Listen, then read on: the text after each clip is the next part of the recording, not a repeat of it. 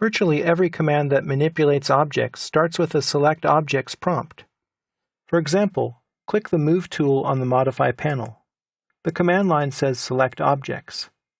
Click Copy. It says the same thing. Click Stretch, Rotate, Mirror. You get the picture. They all have a Select Objects prompt at the beginning. There are many ways to select objects, and all of the methods I'm going to show you in this lesson can be used in any Select Objects prompt. Open the Selection project file. It has a density of objects that will give us some selection challenges. First of all, the most obvious way to select something is by picking it directly. Click the Erase tool, and then pick a number of objects at random to select them. The advantage of this method is that it is so direct. You just click what you're interested in selecting. The disadvantage is it's very slow. It would take me a long time to pick all of these objects. Press Enter to complete the command. Zoom in a little bit more to the core by rotating the mouse wheel. This time, let's select things more efficiently by using a window.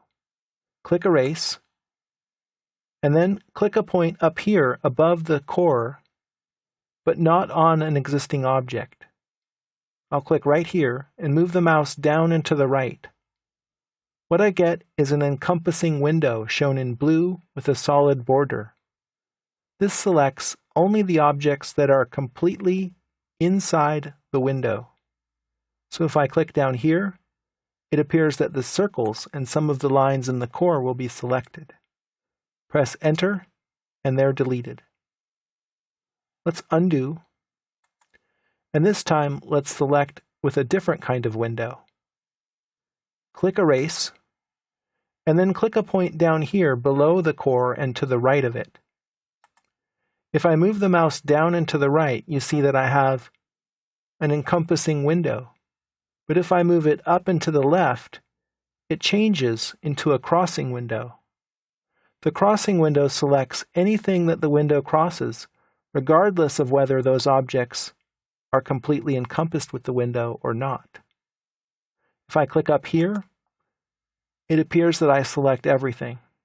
I'll press Enter, and indeed everything is erased. Undo. Another way to select objects that don't conform to a rectangular area is with the fence. The fence is a series of connected line segments that selects whatever it crosses. Click Erase, and then type F for fence, and press Enter. Click an arbitrary point someplace, and then move the mouse. You'll see that you're drawing a dashed line from the first point that you picked. This selects everything that it crosses. Click a point, and move the mouse to a new location. In this way, I can select all the lines that are around the circle.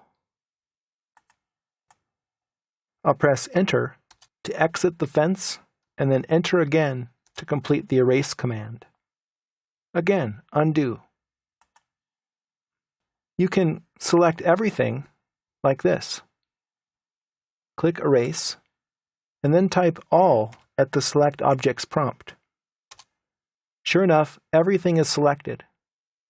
Now let's say I don't want to actually get everything, but I want to reserve a few objects. I'll type R for Remove Objects and press Enter. Notice how the prompt on the command line changed. It says Remove Objects now instead of Select Objects. So it works in reverse.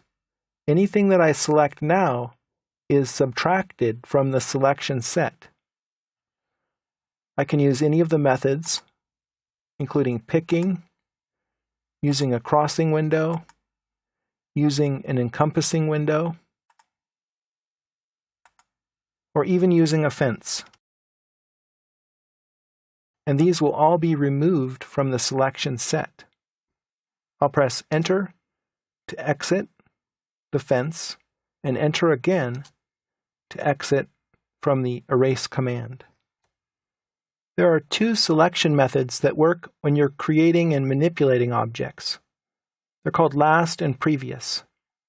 Let's draw a new object How about a circle? I'll click a center point and a radius. I'll press Enter to repeat the command and draw another circle adjacent. Now let's say I want to copy one of the circles. I'll click Copy, and instead of picking it, I'll type L for last. Last refers to the last object that you created. So I'll press Enter to select it, and then Enter again to exit the Select Objects prompt, moving on to the next part of the copy command. I need to specify a base point, so I'll click some arbitrary point, and then move the cursor to a new location and click to specify the second point. I'll click once again to create a second copy, and then I'll press Enter to end the command. Now let's say I want to move one of those circles.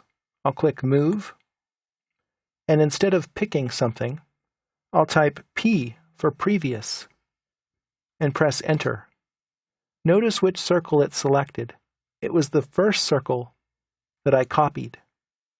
That's the previous selection.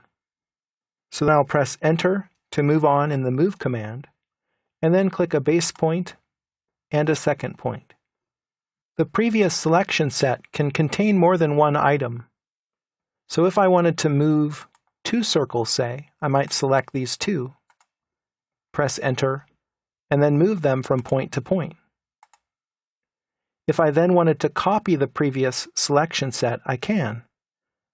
I'll click Copy, type P for previous, and it selects both of those circles. I'll move on in the Copy command by pressing Enter, and then I'll click 2 points to make the copy. Press Enter to end the command. Now let's explore a way to select similar objects. Go ahead and select one of the layered objects that has a color. In this case, I'll select this green line. Right-click and choose Select Similar. What happens is all of the lines which are on the same layer are selected. I'll press Escape. Both their object type and their layer must match to be selected with this method. Let's turn on selection cycling by clicking this icon in the status bar. Then move the mouse up here somewhere until you see this blue icon appear. When you do, it means that your mouse is over a couple of different objects that are very close together.